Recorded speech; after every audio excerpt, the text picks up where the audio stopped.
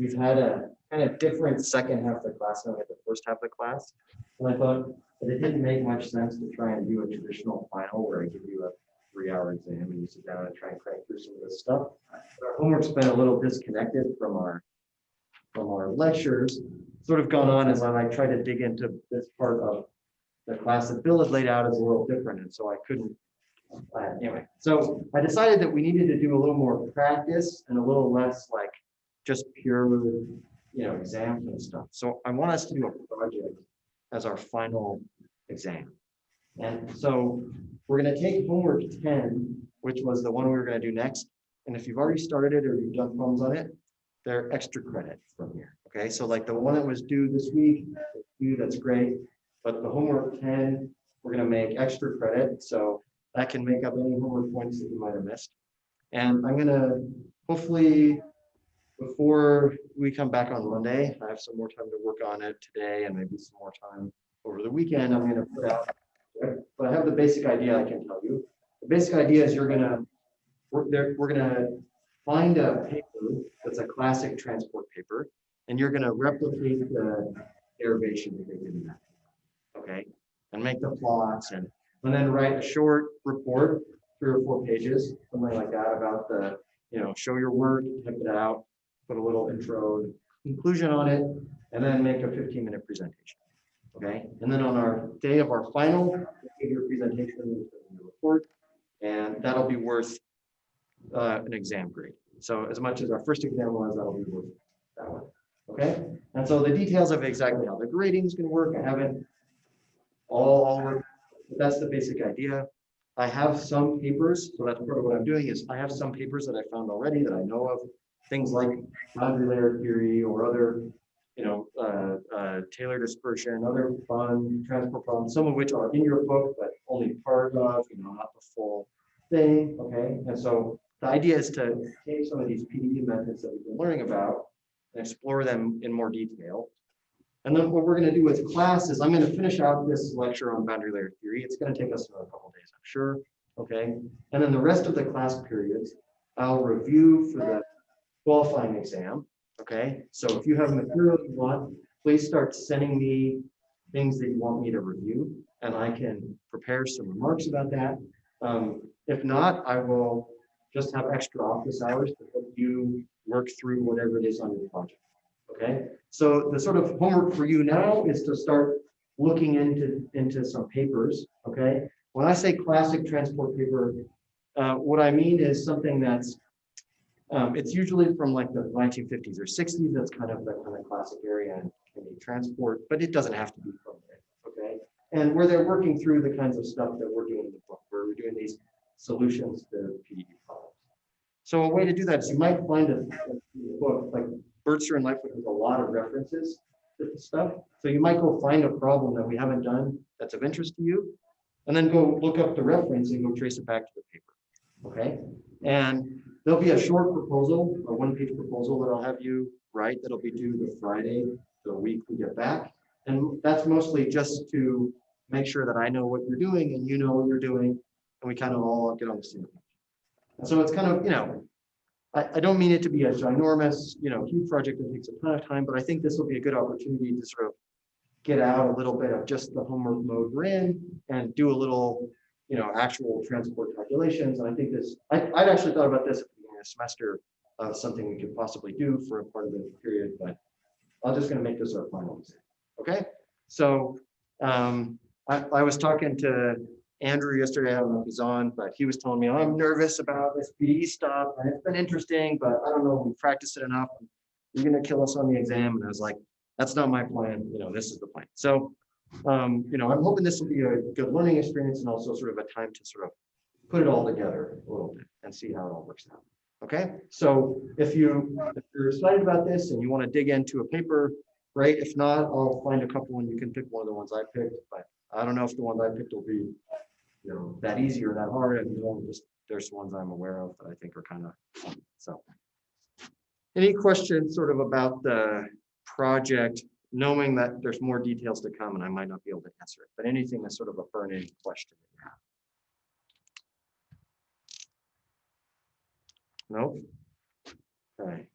What do you think, Mark? Sound okay? Yeah. All right. He's like, do I have a choice? So, all right. But I think that'll be a better end to our class than trying to sit down and do big long 4 hours. Okay with that? What do you think, Christina? Like that idea. Yeah, you like that idea? Okay. All right. So let's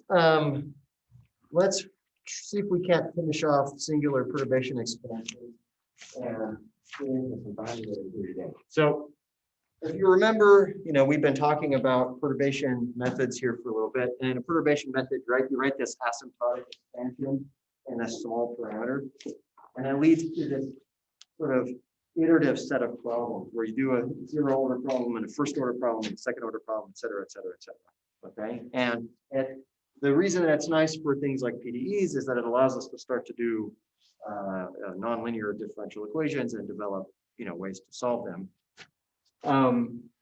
And we saw that there are 2 different kinds. There's regular perturbation problems where you plug it in and everything works out fine. And it's kind of easy. Relatively speaking. Singular perturbation problems are weird in that usually there's something like the highest order derivative goes away. There's other ways it can be singular that can do with boundary conditions or other things, but the most common one is the one we're exploring, where the highest order derivative goes away. And what that means is that, there's something sort of intrinsically different about the case where you had it perturbed, you had a little bit of the perturbation or none, right? There was something qualitatively different about those 2 cases, right? And that happens in this highest order derivative. You lost diffusion, right? And so we saw that that leads to a case where you have 2 regions where you have to solve this. One region where the perturbation, that finite perturbation matters, which is our boundary layer, and another region where it doesn't matter, which, our 0 order solution was okay. And so what we saw we had to do was solve the one case, which we called the outer solution, which was the case where it didn't matter. And then we also had an inner solution where it did. And we were in the middle of solving the inner solution. So let's put up the equations for that. If I can find the spot we were at. So I think what we had got to was, so if we think about, maybe I'll draw our domain. We had, z equals 0 over here, z equals L over here. And I had put up a figure, that looked like this was CA naught. And this was CA equals 0 down here. And I said, if this was some mythical solution of just diffusion, the solution when we had flow and reaction kind of looked, was it like this? Or was it, no, it's kind of like this, wasn't it? I'm trying to remember what it was. We'll just say without reaction, it was certainly like this. We just had flow. We get something like this. Right? Oh, it did have a kink at the top. Sorry. Just trying to remember. It looked kind of like this. Right? And so we had some solution like this. And we said that over here, this was like our outer solution. Okay. And then in here, this was our inner solution. Okay. And we said we wanted this length scale delta. Right? So the outer solution, we had an equation for this length scale L, and the inner solution we had this length scale delta. And so here we had some phi of x, where x was equal to z over L. And over here we said we're going to have some psi of y, where y was equal to z divided by delta. And psi was CA divided by CA naught as well. And phi of x was CA over CA naught. And of course, we can't have 2 completely different solutions. We're going to want to put them together into sort of one total solution right at the end. And so we solved this guy. So let's see if I can find the answer. And we wrote down this guy. So we said phi at x was equal to phi naught minus 2 epsilon alpha squared phi naught squared log of phi naught, where phi naught was the 0 order solution minus 1 over alpha x minus 1 minus 1. Okay, so that was the zero order solution in the outer part.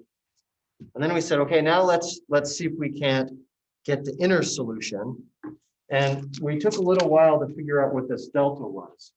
And essentially what we did was we tested a bunch of different things until we got to the point where in our original differential equation, nothing broke, right? So we didn't lose our highest order derivative, and we didn't have anything blow up to infinity when we divided by epsilon or whatever, okay? And we ended up with this equation right here. So this was the outer solution. This is the inner solution. And we ended up with this differential equation.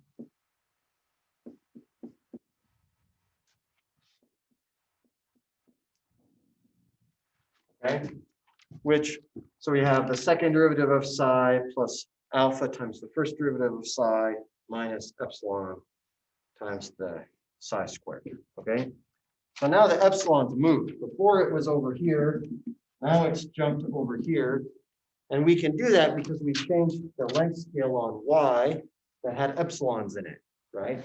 So we ended up changing that length scale and dividing by epsilons in just the right way. So we get epsilon squared here and epsilon here, and nothing over there. And then when we, that ended up changing this and we divided by it, we got this equation.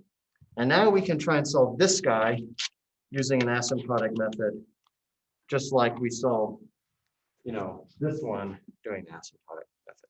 Okay, so now we're going to solve the inner problem. So to do that, we do just like we did before. We have psi at y equals psi 0 plus epsilon psi 1. I guess each of those are also a function of y. Okay, plus order epsilon squared. Okay, and we also need the boundary condition psi at 0 is equal to 0, which is this condition over here. Okay, remember that for the other one, we tried to apply both boundary conditions and we found one didn't work out. In this case, we don't even really know where it is, right? We could also have psi of L over delta is equal to 1, I think, but this one is super far away, right? It's really at, like infinity, right? Because delta over delta is this really small thing. And so what we're going to do is instead of use this one, we're going to use the outer solution instead.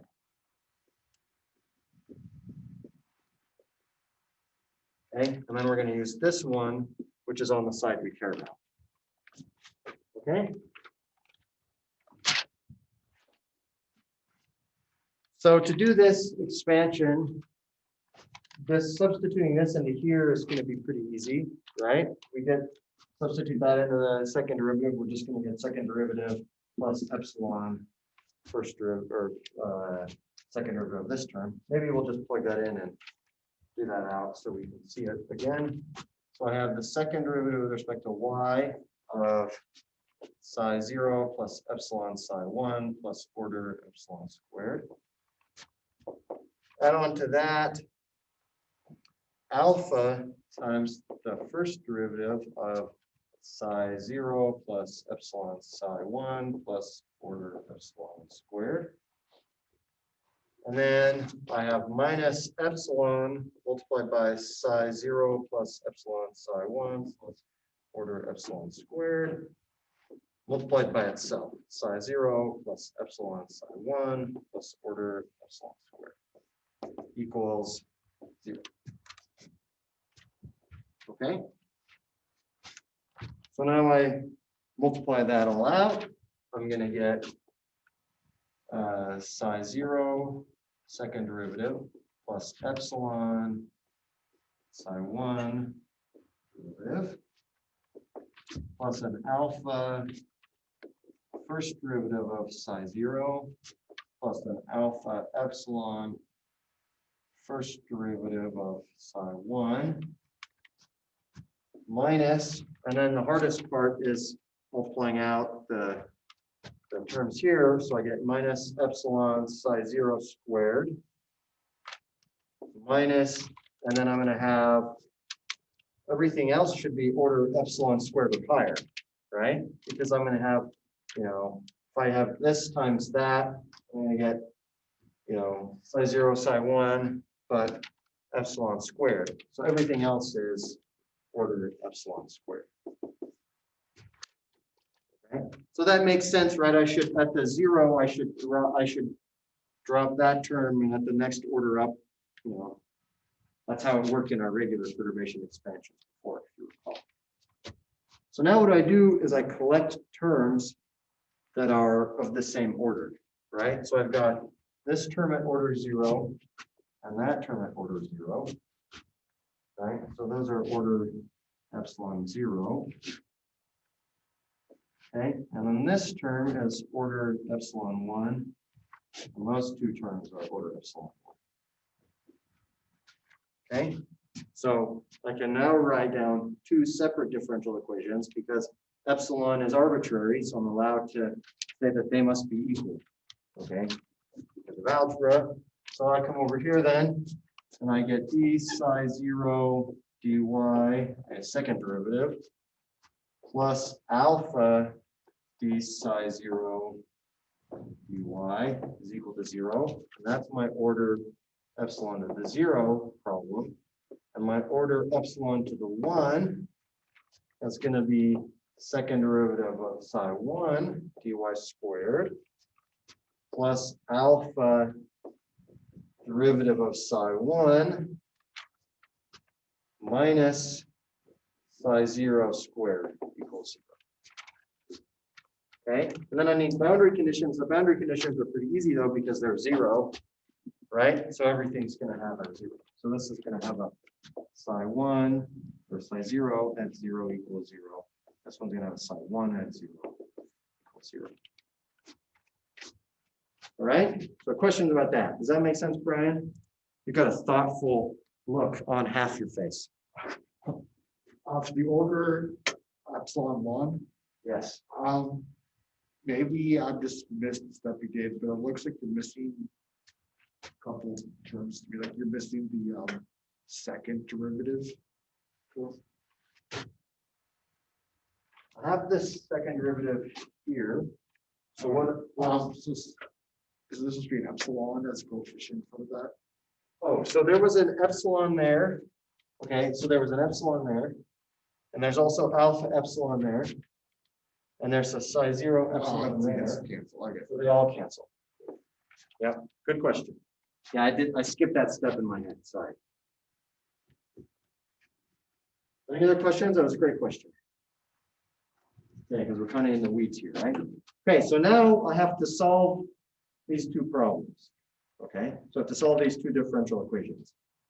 So this one here, let me grab my other notes because I ran ahead. Where did we get to? Okay, this one we can do that one first. Okay, so come down here. I can pull out a derivative, right? Because there's a common derivative across both of those. So I'm going to have d dy of d psi 0 dy plus alpha psi 0 equals 0. Right? So I can pull out a derivative because that's if I take the derivative there, I'm going to have a second derivative, take the derivative there, I'm going to have a first derivative. When I did this the first time, I made a mistake and I didn't put a psi 0 here. Got to leave that, right? I just pulled it out like it was a factor. That was dumb. Okay, so now I can integrate that once, right? And I'm going to get d psi 0 dy plus alpha psi 0 is equal to some constant. I'll call that C0. Okay. And then now it's separable differential equation. So I'm going to get d psi 0 dy is equal to C0 minus alpha psi 0. Then I need to divide both sides. I'm going to come up here 1 over C0 minus alpha psi 0 d psi 0 is equal to 1 dy, integrate both sides. Okay. And that is going to give me a minus 1 over alpha natural log of C0 minus alpha psi 0 is equal to y. And mix that up.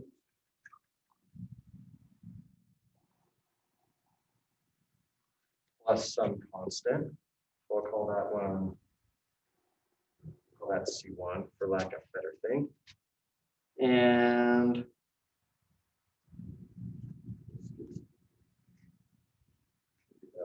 right? Okay.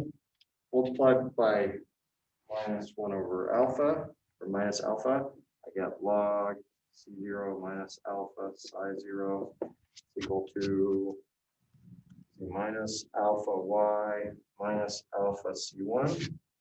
Exponentiate both sides. C0 minus alpha psi 0 is equal to the, I'm going to make a new constant. I'll call it C1 prime exponential minus alpha y. Okay, I can do that because I've got that in exponential, which is just divided by some other constant. So I'll call C1 prime whatever that is, but you know, that's fine. Okay, and then we're out of space. We're getting close here.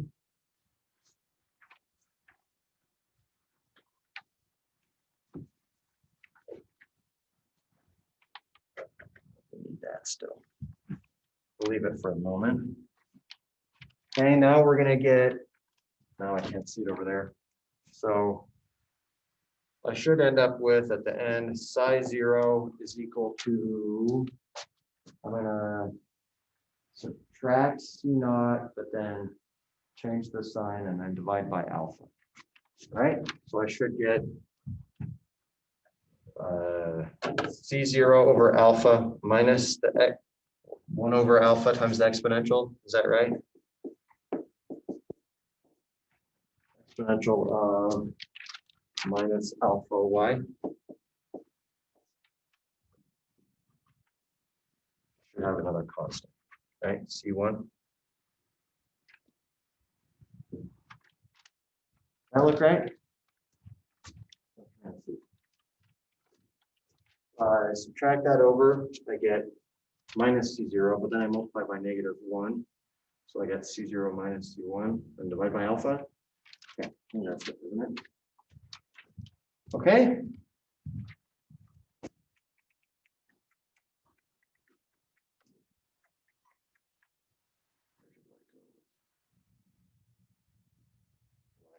Okay, then I need to resolve the boundary condition, right? So now I do the boundary condition. So psi 0 at 0, I said was equal to 0. Well, when that one's 0, that becomes 1, right? So I get C0 over alpha minus C1 over alpha. Well, that means that C1 has to equal C0. So finally, I can write psi 0 is equal to C1 divided by alpha. I'm going to write it in terms of C0. C0 over alpha minus C0 over alpha exponential of minus alpha y, which is the same thing as saying C0 over alpha, which is 1 minus exponential minus alpha y. Okay, so there's our 0 order solution. Okay, we follow that? That makes sense? Okay, and I'm not going to do the first order ones. Okay, so the first order one, you have to do an integrating factor, just kind of like we did on the other one. So you end up with, you know, psi 0 squared, which is that stuff, and then you have this guy, and you have to do an integrating factor. Okay, and as a matter of fact, I think I just didn't even do it because the answer, it turns out, at order 0 is pretty good. So that's what I'm going to stick at as my psi answer is Okay, so that's psi. So I have these two answers here. I've got a psi and a phi that are the inner and the outer solution. And in both cases, or actually only in this case, right? I still have an unknown constant.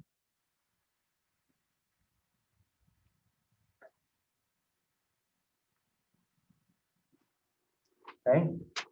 So remember that when I did the outer solution, this one only had one derivative, right? So I could fix the constant, but it didn't satisfy the boundary condition. So this one,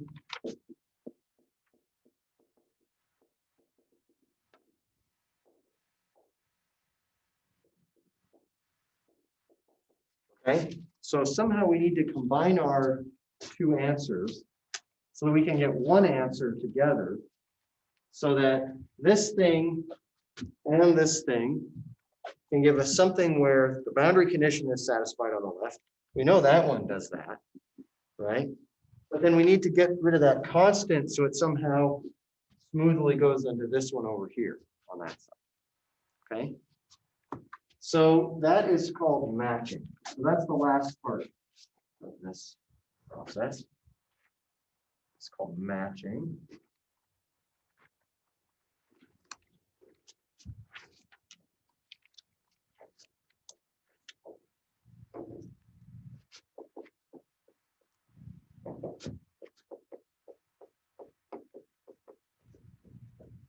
Okay, so we somehow need to match the inner and outer solution. So before I do that, are there any questions about this? This process, I know it's kind of long, right? It's taking us multiple days to get here. Lots of algebra. Only when I teach this in the future, I'll make the students do the algebra, or anyway, we'll see what happens. Lots of algebra class, too much algebra class, but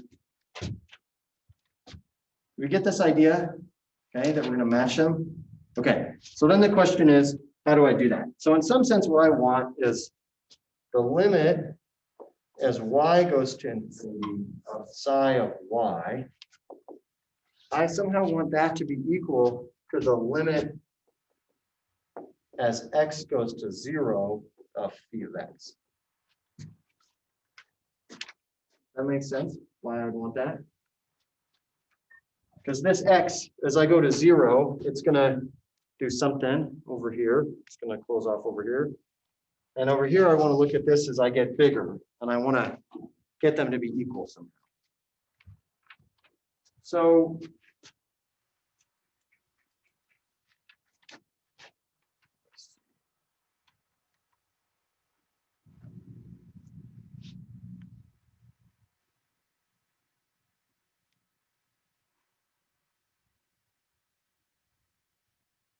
okay, so let me do this. So first for the outer solution. Okay, and this is at order epsilon 0. I'm only going to do this for order epsilon 0. To do this matching, to make this happen, you need to do that at every order. Okay, so you have the order 0 solution, then you match the order 1 solution, etc. And then the final answer is the sum of those. Okay, but we'll see that this order 0 solution is actually pretty good. So we have phi 0 at x is equal to this thing right here, minus 1 over alpha x minus 1 minus 1. Okay, so I want to take the limit of that as x goes to 0. Okay, well, if I have a function and I want to know where that, what that function is about some other thing, I can do a Taylor series, right? So I can Taylor expand this guy, and that'll give me what that function looks like in an infinite series. So the first few terms of this one are 1 over 1 plus alpha x over 1 plus alpha squared plus et cetera, et cetera. Okay, so if I expand, this is like if you go look up a Taylor expansion for 1 over x, okay, this is kind of like that, except it takes into account the extra minus 1 and alpha. Okay, so it's Can I ask a question with Yeah. that? Why don't we just plug in 0 for x and take that as our solution there? Why do we have to expand it? If I put in 0, I'm gonna get, let's see, -1. Don't I get that first term right there? Yeah, you do. So that was what my question was. Do we need to expand it, or is like I just didn't know the purpose of expanding it? What's gonna matter is it depends on the functional form of both of these guys, right? So I wanna make sure that that functional form overlaps, and that's gonna depend on how I pick C0. So it turns out for this problem, all I'm gonna need is that. Okay, so that's all I'm gonna need. But in other problems, it might matter what this next term is. Okay, so I don't know if that answers your question. Like, I'm trying to match these two answers, and it depends on how in the given problem, this coefficient here, what it's multiplying, how I'm trying to match stuff up. So maybe let's go on like a step, and maybe Okay. how that matching happens, and you can see maybe why that might come out like that. Great, thank you. Okay, so then let me look at the inner solution. Okay, and the inner solution is phi0 at y, or not phi0, psi0, pardon me. Psi0 at y is equal to that thing over there, c naught divided by alpha 1 minus exponential what, minus alpha y. Okay. But we have a problem in that I have y's here and I have x's over here. So I need to compare apples to apples. So I need to convert this to like a psi0 of x. Okay. And so if you recall, we had said before that y was equal to z over delta and x was equal to z over L. And if I take x over y, I get delta over L, because the z's will cancel. And that is equal to epsilon. If you go back and look at our notes we did last time when we did delta over L, that was our small parameter epsilon. So I can rewrite y is equal to x over epsilon. So I can take that and plug it in right there. And I get that psi0 of x is equal to C0 over alpha 1 minus exponential minus alpha x divided by epsilon. Okay. Now I can play the same game here now because I want to look at this.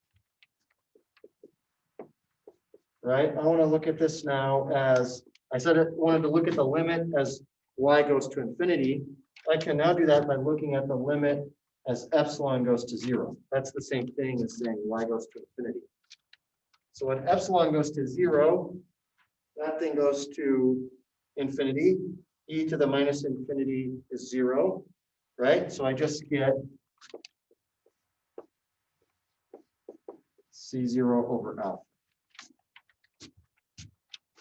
So what that tells me by this matching condition is that I have this term right here has to equal this term right here. So that's how I'm going to find C0. So C0 over alpha is equal to 1 over 1 plus alpha.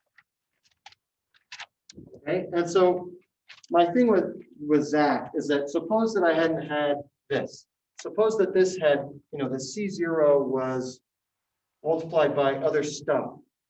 It has to be the case that the leading terms here have to match these kind of terms. So if there's an x dependence here, and then there was some x dependence here, they have to match all the way up. Okay. And so for this problem, it's easy. C0 only matters at this first term, and I can get it there. But sometimes when you do it, you have to do a Taylor series of these guys and match them at multiple, show that makes it work out at all the cases. Okay. But anyway, does that answer your question, Zach? Yeah, thank you. So now I can find C0. C0 is really easy to find from here, right? That's alpha over 1 plus alpha. Okay. So now I have this solution and this solution right there. Okay. And how do I put them together? Well, I add them and subtract out whatever is the same, right? Where they overlap, whatever is the same, I subtract that out. And I just found the part that was the same. The part that was the same is this thing right here, okay? That's the piece that overlaps in both of them. So if I add the two of them together, I add this one and this one. The part where they overlap is right there. So the final answer is just the sum of them minus the part that overlaps. So let's see, we can erase this. We'll put it here so I can see the other part. So the final answer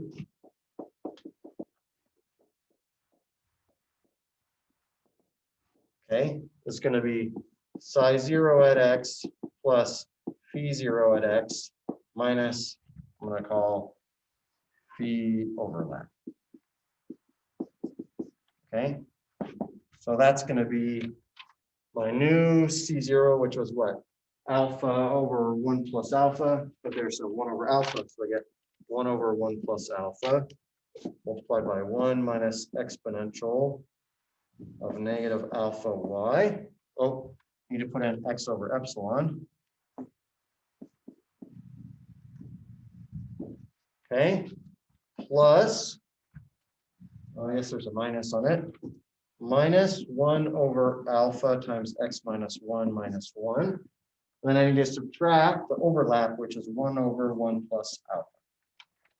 And that's the final answer. So this I'll call phi final.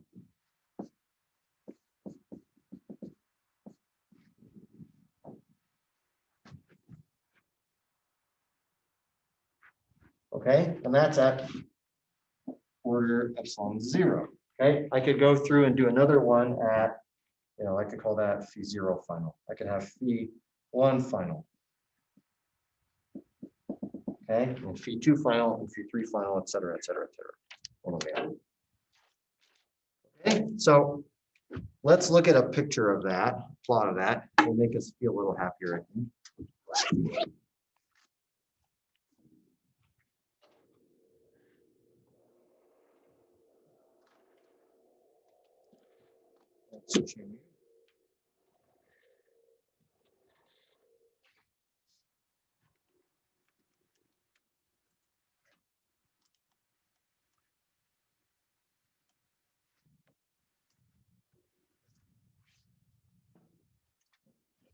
Up.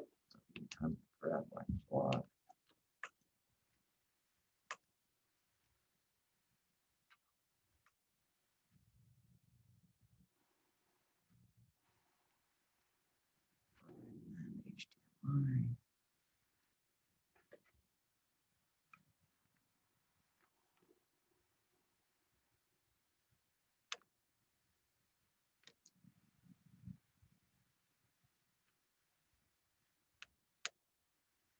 Sure doesn't seem on, does it? Oh, that's HDMI jack. Oh, all right, there we go. All right, so this was our answer from before. Do you remember? So I drew it a little wrong. It didn't go under and over. It just kind of swooped under and then goes down, right? This was our outer solution. Let's look at this guy now. This has both of them on there. Okay, and what you see here is this is our outer solution, and this is our inner solution. The inner solution is this piece right there. And that does a really good job on that inner part, right? But it does a terrible job out here. Okay, and so then if we sum them right there, the red line is the one that you get when you do the matching both. Okay, and so it's kind of interesting to play around with this. So if I pull up, let's see, where is it? Example right here. Have to run it. Okay, so over here I can play around with the Peclet number and the Domkohler number. And I don't know if you can see that. It's probably small. Let me zoom in a little bit. Let's see.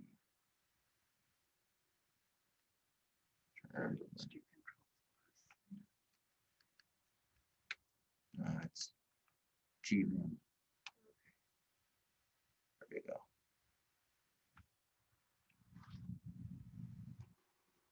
No, that's not what I want. I'll try this.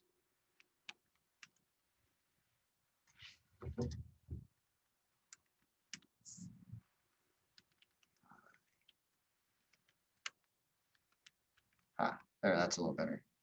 Okay, so there's the Peclet number and the Domkohler number. And you remember epsilon was 1 over the Domkohler number, so I can make it smaller if I want. And then run that. Run singular sample. Oh, it didn't save. Better save. Let's make sure it's going to plot it and show them. There. Run those guys. Okay, so now at a worse, like at a larger epsilon, you can see it doesn't agree as well, right? That's kind of interesting. Okay, so I have here my inner solution, my outer solution, the match solution. The match solution doesn't do as good. You can see also up here what happened when we had that order 0 and the order 1 outer solution. So it looks like order 1's doing quite a bit better. So probably if we wanted to do better at this larger epsilon, we could try and make sure we got to order 1 on the inner solution and then update our answer. So when you're doing these perturbation methods, a lot of times it's so painful that you do something like order 0 first, right? Solve that out. You see if it works. If it's good enough, you move on, right? And sometimes you don't know, like maybe you're doing something you can't solve at all numerically or whatever. So then you just have an answer, and that's when you say, this is my theory, and go test it with an experiment, see if it works, right? So let's try playing around with it a little bit. So you can come up here. Suppose we made epsilon smaller. We can go back to maybe 50. Maybe we'll make the Peclet number only like 30. So it's not exactly 1, it's order 1, but not exactly 1. Run that guy again. And you see something kind of interesting here, I think. You see that the outer solution is doing okay, but the inner solution is kind of rough. So the inner solution really suffers when it's at order 0, and you don't have the, you have a Peclet number that's a little off. So that alpha is not doing a great job. There must be something about going to order 1 that might help you to kind of fix that. So that's kind of interesting. So I was playing around with this, and when I first did it, I thought I had the answer wrong because I didn't have Peclet equals, or the Peclet over Domkohler equals 1. And I kept getting this, and I was like, I think my answer's off. I think I've done something funky. And it took me a couple hours to make sure I did it all right. But anyway. All right, so that's meshed asymptotic expansions. So let's blank the screen. And let's make a few comments, and then we'll close.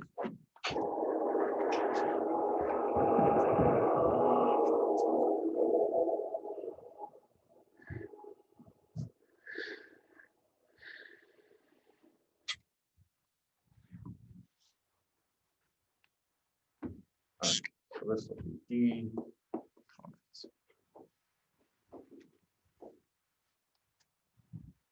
All right, so I said summary. Maybe.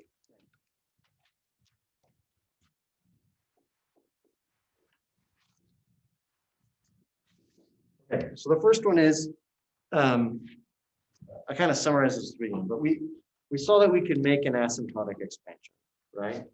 So we said for any function, we could write f of x is equal to sum n equals 0 to n of some epsilon to the n f n of x. Okay, or almost any function, so long as we had a small parameter. And we actually said when we talked about regular perturbation expansions that even if the parameter wasn't small, a lot of times we can still do this. Sometimes it still works out, right? Sometimes if we take high enough orders or whatever, we can still get something pretty good. Okay, and this helps with nonlinear PDEs. Okay, we only did ODEs here. Okay, we did an ODE problem. No, did we do? Yeah, we did an ODE problem. But the method is the same with PDEs. Oftentimes, you just have to solve a linear PDE as your subproblem, okay? Well, we know how to solve linear PDEs. We learned a number of methods. It might be a similarity solution. It might be a separation of variables problem. Okay? So this is like the step then before the separation of variables problem that we did before. Okay, that's messy.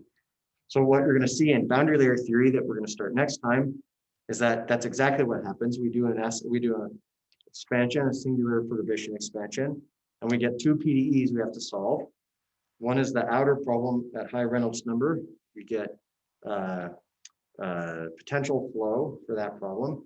The other one, we're going to get a similarity solution, and which is going to be a semi-infinite problem. Okay, so that's the first comment. The second comment, I think I said this before, maybe we didn't do this, but if the small parameter is on the any derivative at the highest, okay, or any other term, it's most likely a regular perturbation expansion. A regular perturbation problem. Okay. There's some special cases, but most often that's the case. Okay. Whereas if the small parameter is on the highest derivative, then we get a singular perturbation. Singular perturbation. Oh. Okay. And in the singular perturbation problem, we had this thing that we just did, is that we have two regions. Okay. We have an outer region and an inner region. Okay. And I don't know why they're called outer and inner. I mean, it kind of makes sense that there's two regions. Often, actually, maybe it doesn't make sense. In boundary layer theory, the outer region is the region far away, and the inner region is the region near the surface of the object. And I think that's actually where it comes from. So we'll probably talk about this in boundary layer theory again. I'll probably mention it. But when they first started doing this, they wanted to calculate drag on objects. This is where all of this stuff comes from. They wanted to calculate drag on an object, and they took high Reynolds number limits of stuff, and the drag came out to be 0, 0, 0 all the time. This was called D'Alembert's paradox, and they couldn't figure it out. And it really wasn't until I think the 1940s or 50s when they finally, like, this really had a theory that was mathematically rigorous that they understood. They started to understand it earlier on. Blasius in the early 1900s figured out his solution, and they had this idea of matching. But until this really got put down as asymptotic expansions and rigorous math, wasn't until, maybe only 70 years ago. So in transport, that's a recent development, right? Like with transport, it has a history back several hundred years, like that's recent. Maybe in like bio molecular whatever, like 70 years ago is ancient history. And transport, that's like yesterday. They just figured that out.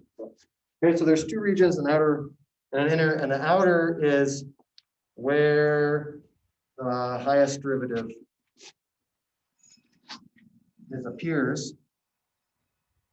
Okay, and so it can't satisfy the boundary condition. Okay, the inner is we have to rescale to get. That's where we did our dimensional analysis again. Right, so we had to rescale to that guy, get that guy, and then we had to use matching to get the unknown constant. All right, so amount of time matched to the outer one, and then our total solution is the sum of the two, minus whatever overlap. All right, so that's the long process of perturbation expansions. I don't really expect you to have mastered all that. We haven't practiced it enough. Again, just like there's a whole class on Fourier analysis, there's a whole class on perturbation. And so, but these are important things I think to be aware of. They're just everywhere in transport. You just can't read something where they're doing a theory and not encounter it. And boundary layer theory is everywhere in transport too. Even just that on its own is worth understanding. So hopefully in your project, you'll get to encounter one of these methods or another method we haven't had a chance to look at.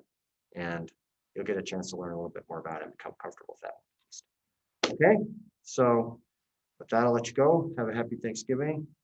Stay safe. Don't get COVID from your great aunt or whatever. Okay.